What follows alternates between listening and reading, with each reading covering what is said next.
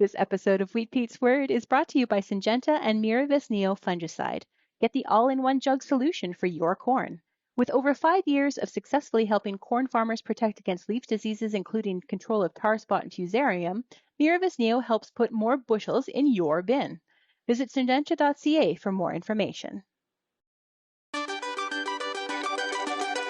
Good day, and welcome to Wheat Pete's Word here on Real Agriculture for Wednesday, July the 23rd. On this episode of The Word, Ontario is awesome. Then harvest updates, we are hard at it, lots of stuff to cover there. And agronomy. It's always agronomy with Wheat Pete, lots of stuff to cover, so let's go!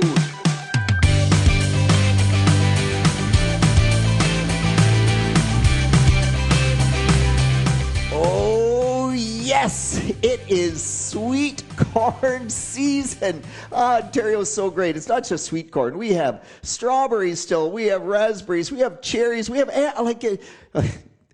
not everybody is in Ontario that listens to this podcast. I get that, but Wheat Pete lives in Ontario, and man, we are so fortunate with everything that we have. Our local farm market gets their sweet corn from Welsh Brothers at Scotland. I don't know how those guys do it, or people do it. I just don't know, but they grow amazing sweet corn. Sean Haney, I will put this sweet corn up against Tabor sweet corn any day of the week. And yes, I'm sure there's many other growers out there that grow great sweet corn, but everybody knows Pete loves sweet corn. And right now, Pete is pretty much in his glory. Life is good. Rob sending me a picture of himself and his son out cultivating, inter-row scuffling, if you will, inter-row cultivating cranberry beans, because Pete had mentioned on an episode of The Word that, the edible bean stand in general this year in much of Ontario is among the poorest I've ever seen. That continues to be true. But Rob's picture was just unbelievably great cranberry beans. That's awesome. And by the way, most of the time when you're in extension, particularly when you're Wheat Pete, you only get the problem calls. It's like, oh my gosh, this is going wrong. Come figure out what's... Every once in a while, it's really nice when somebody sends me a picture or brings me out to a field that is just awesome. So, Rob, I appreciate that. For the rest of you, keep coming with it. I know the problems as well, because that's the fun to solve, but it's nice to see good crops also. Mark from Delmarva, my good friend, saying, hey, Pete, things slow down. I just got to discuss some things with you, because it's not that I disagree, but some of your content, I just makes me wonder. Well, that's great, Mark, because I would love to discuss things with you, and we will. But I hope as people listen to what I talk about on The Word, that it causes everyone to discuss things, and Pete is not always right. Oh yeah, pains me to admit that, but absolutely not always right. But I hope I stimulate thought. That's what it's meant to do. So hopefully that's the result of these different episodes. All right, let's move into the wheat harvest, because it is the crop of all crops. And I think Kevin said it well. Kevin said, Pete, it is the most straw we have ever had, bar none. And it's sort of an average grain crop, maybe a little bit above average, but it just... The straw's incredible. And, I thought you always said that grain is just a percentage of the straw. If you have big straw, you'll have big grain. Not in 2025. Thanks very much, Pete. And it's all about the heat during late grain fill. And it's an incredibly interesting story, because Kevin in Essex saying, the wheat didn't look that great. But, man, it turned out to be our best crop ever. But the heat didn't hit until, June 21st, June 19th? And Kevin in Essex was much further through grain fill. The further we move north, in general terms, there's always exceptions. So for the people saying, well, that's not true on my farm, I get it. But in general terms, as I moved north, And as I move away from the lake, if you're close to the lake moderated, we didn't get those high temperatures, there's a lot of high yields. Paul's saying, wow, I had a field at 132 bushels per acre. So, yeah, there are some high yields as we move north, closer to the lake. But in general terms, as we move north, growers are like Kevin. It's big straw. It is not as big a yield as what they hoped for. And lots of people like Cohen just saying, oh, man, I am disappointed. It's only 106 bushels per acre. I was sort of expecting at least 115. Warren also sent out just a great message. And he says, Ontario is a cool place because a few years ago, the goal with winter wheat was to hit 100 bushels per acre. Now, it's the red areas on the yield map in the combine that are only 100 bushels per acre. And yeah, Kevin, I love that. I think it's awesome. And it just makes me smile that everybody can be disappointed with 100 or 106 or 110 bushels per acre, that they expect more than that. And that, yeah, let's keep moving that bar. Absolutely. Meanwhile, it's not just about Ontario. Corey in Idaho saying that one half of remember, Idaho is dry, okay? Corey's not under irrigation. Idaho is typically a dry part of the world, not as dry as the Palliser Triangle, but dry. 50% of normal rainfall in the last 12 months, and only 1/3 of normal rainfall in April, May, and June. And Corey saying, I can't believe the yield we're getting. So it's below average, but given our rainfall, it should be close to zero, and it's a pretty respectable crop, even though it's below average. And Corey just says, it's genetics. Our breeders have done such a good job, and it's no-till. It's soil management. It's reducing that tillage, saving that moisture, and Corey is also a very, very good farmer. So I think all of those things bode well from that perspective, but not everybody wins in that game, and I get that. All right, going to move on because we have lots of agronomy to talk about. And to begin with, alert. Oh my gosh, we just have so many alerts this particular episode. So Armyworm is out there in incredibly high numbers in many different areas. So we have it at Stayner, we have it in central Ontario, we are getting reports in eastern Ontario, and Armyworm can be incredibly devastating. If you have spring cereals, for goodness sakes, go and scout. If you have grass hay that you haven't cut yet, go and scout and get it cut. I mean, gosh, it should have been cut ages ago. But what's really interesting is that they also have armyworm in Michigan, and this is not the typical time for armyworm. We normally get armyworm in June. But we had just maybe a few moths around in June. We did see a little bit of notching, and this appears to be second generation. At least Chris Stefanzo, the entomologist out of Michigan State, really feels like this is second generation armyworm, or that we got a late flush coming up from further south on some of those thunderstorms that did come up.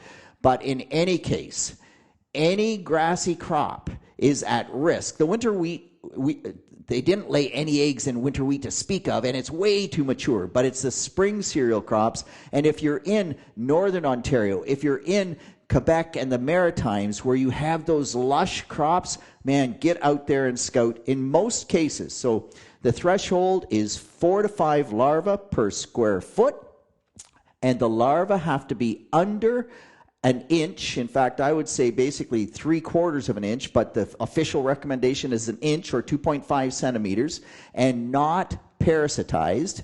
There's a great article on Field Crop News. There's some new recent work out of Ridgetown Campus, University of Guelph, that says we can probably tolerate even more numbers than 4 to 5 per square foot. But some of the pictures that are on Twitter, some of the pictures that have been sent to us, you look at it and say, wow, like is there 20 per square foot there? Is there 30 per square foot there? They are massive numbers. The upside is that based on the development of the crop, in many cases these crops are 2 weeks, 3 weeks away from harvest. The new data says that if the armyworm infests the crop at milk stage or later, there's almost no yield loss unless, of course, they clip heads. And they almost never clip heads, even at numbers of 32 armyworm per square foot. So unless they're really small, I think you just, and unless your crop is late, then I think you've got an issue. But if your crop is close to maturity, if the armyworm are big, you just walk away, you watch them. But here's the other thing to note. If that barley is 2 weeks away from harvest, it's getting to be that the armyworm are not very interested in it. It's not very appetizing. It's strawy and dry, and they want lush and green. You have corn planted beside that. Watch, because they will move into the corn in droves. Sometimes the migration of armyworms is a sight to behold. Not a good sight necessarily, but a sight to behold. So just watch the crops beside them as well. All right, next, potato leafhopper in alfalfa. And I guess I was under the misconception that a lot of the alfalfa we grew now was potato leafhopper resistant. And my good friend Joel Bagg with Quality Seed says, Peter, I think you're dreaming, and it's because there seems to be a yield penalty to having leafhopper resistance. Most of the alfalfa that people grow is still susceptible to leafhopper. We have very high numbers of potato leafhoppers in some areas.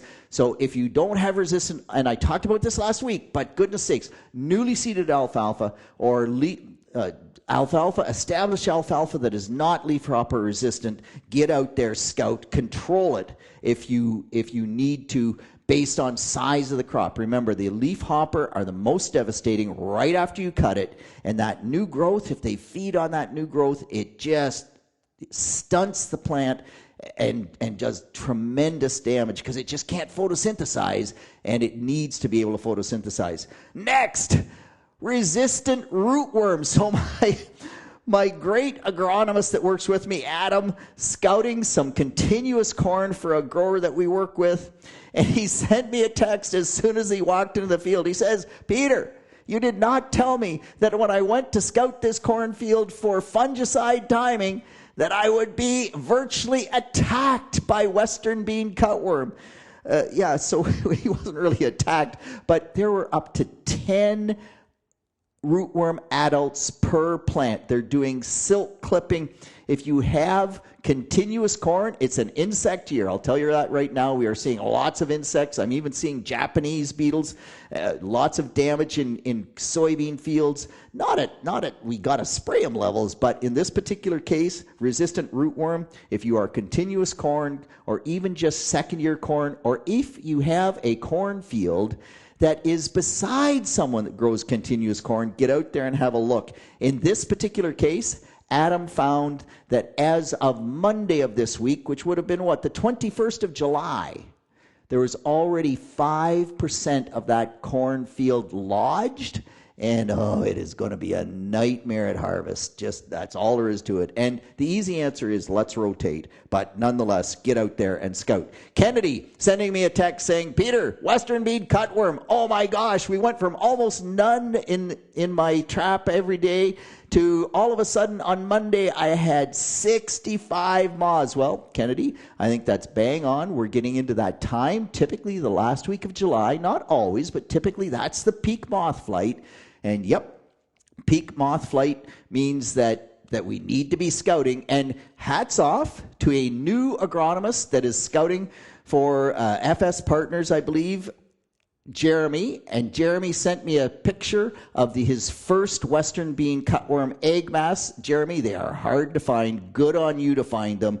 But get out there and scout if you have traditional problems with western bean cutworm. If you're on the sand, it looks like we could have an issue, and so I think we have to time those sprays and get that job done. But for goodness sakes, be like Jeremy. Get out there and scout. And I hate scouting corn this time of year, but it's just one of those things we have to do. Adam sending me a text saying, Peter, please talk to growers about corn fungicides because I am spraying cornfields. I'm a custom applicator. I'm spraying cornfields, and there's virtually no tassels, but at least 90 or 95% of the corn plants have green silk. And is it not green silk that we are targeting? And Adam, you are 100% right. Now be careful, because not every plant will have green silk before it tassels, or not every hybrid. That's one of the most interesting stories, and I've talked about this before, that it used to be that it silked after it tasseled. One of the ways that we made corn more stress tolerant is by having it actually silk with the tassel, or now it silks before it tassels.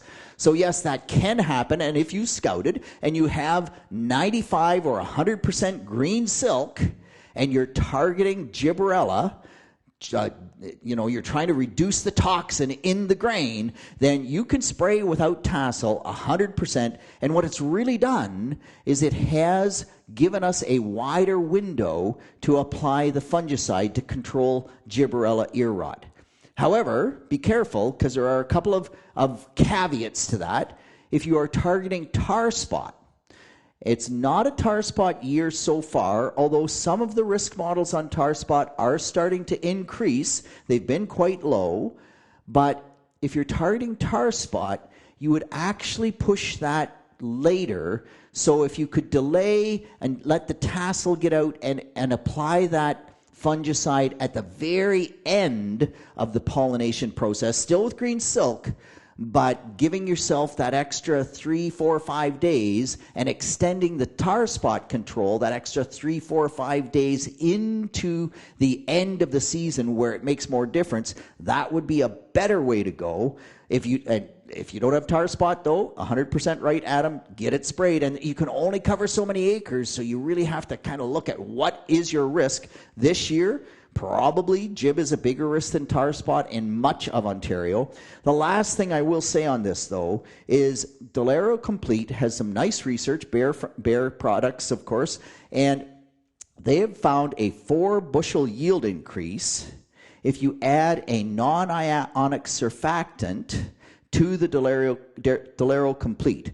And it's all about getting the product into the crop. But the challenge with the non-ionic surfactant is that it can cause arrested ear development, also known as beer can corn. And so to prevent that, you cannot put non-ionic surfactant with any of the fungicides unless the corn is fully tasseled. And so there again, how do we hit that window perfectly? So Adam, you're right. If in general terms, if it's green silk, go. The tassel is less important. If you're after tar spot, you push your application late as possible in the window. But again, as you point out, you can only do so many acres.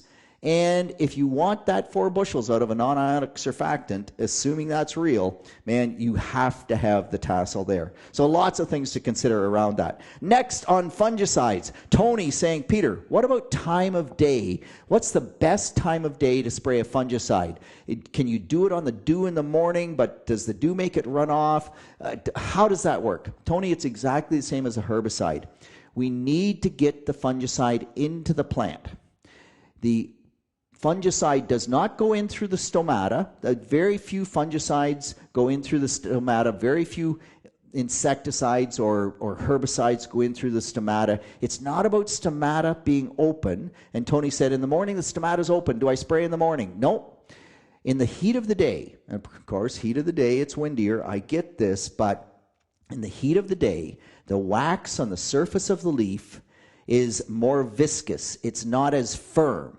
And with that viscous wax, the product can penetrate and get into the leaf better. So typically you will always get the best efficacy if you can spray on a nice, hot, sunny day. There's some products have high temperature restrictions, but regardless, in terms of getting that product into the plant, it's all about leaf wax viscosity and higher temperatures in the heat of the day, particularly on a sunny day, because that sunshine, it's just like the flame melting the wax in the candle. That sunshine just Doesn't melt the wax, but it sure makes it more viscous, and we get more product into the plant. Okay, a common bunt. So Melody and Jerry from Niagara Peninsula saying, "Oh, Pete, we have a problem with common bunt in our wheat crop. What's going on?"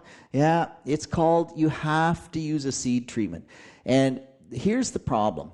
Common bunt doesn't happen. You could say common bunt isn't all that common, but by gosh, when it happens, it is a mess. The same as dwarf bunt. The wheat smells like rotten fish and you can't sell it.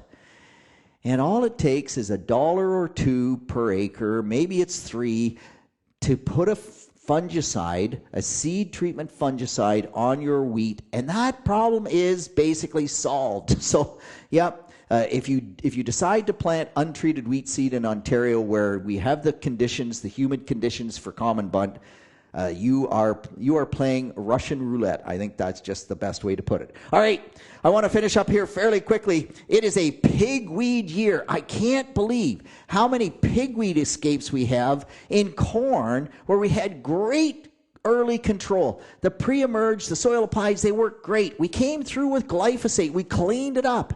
And now we have a late flush of pigweed. Reflex in many fields did not kill the pigweed. It took the growing point out. It looked like the pigweed was dead. It has regrown. And it's pigweed. It's not water hemp. It's pigweed. So, Matt asking, can I wickweed the pigweed out of my edible beans? The answer is absolutely. Whatever plants get above, you should be able to wickweed it out. Or use a zapper. There are some electrocution units called zappers out there. Anytime you can get the weed above the plant, you have those options. It's a lot of work though, man. And next year we just got to figure out how to get better pigweed control. But it is a pigweed year. Dr. Dave saying, hey, first time ever, Pete. First time ever. I went out and I pre-harvested my Canada thistle in my wheat crop. Why did I never do that before? And Dave, I don't know why you never did that before, but most of us have the tramp lines already in our wheat crop. And if you have heavy patches of perennial sow thistle or Canada thistle, and you only treat the patch, that is one of the very best times to get excellent control of hard to control perennial weeds. So awesome, Dr. Dave. I like that you did it, and keep doing it. Last thing before I go. When I was talking with my good friend Joel Bagg from Quality Seeds, we were talking about triticale, and man, how the triticale, like we're seeing more and more of it in the dairy industry. We're using it for forage. It's working really, really well, except this year it was snow mold out the yin-yang. And Joel said, well, you know, we brought in a new triticale variety called Snowcat. It's bred in Alberta, and from the trials we had only had 4 out, but those 4 trials, the Snowcat had zero snow mold, zero snow mold, and their other varieties were just almost annihilated. At least in one of the trials, they basically were annihilated, and the Snowcat was perfect. Well, we know that we have differences in varieties in terms of their snow mold sensitivity. And if you are looking for triticale, so James at Cache Bay, if you want triticale that will survive snow mold, and yes, we need to look at some other treatments, but man, try Snowcat. I think we need to look at that. If we could get genetic resistance, that is a huge win. And with that, that's it. That's all on behalf of the team here at Real Agriculture. This is Wheat Pete with the Word, with once again a way too long episode for July the 23rd. Hey, keep the comments, keep the feedback, keep the questions coming. I love it. It's just the highlight of my day. We'll talk to you next week. Thanks, everybody. This episode of Wheat Pete's Word was brought to you by Syngenta. Do you know what drives your corn yield engine? Discover how combining an improved understanding of where yield comes from with high-performing Syngenta corn crop solutions like Miravis-Neo fungicide can give you traction towards better corn yields and profitability. Visit syngenta.ca for more information.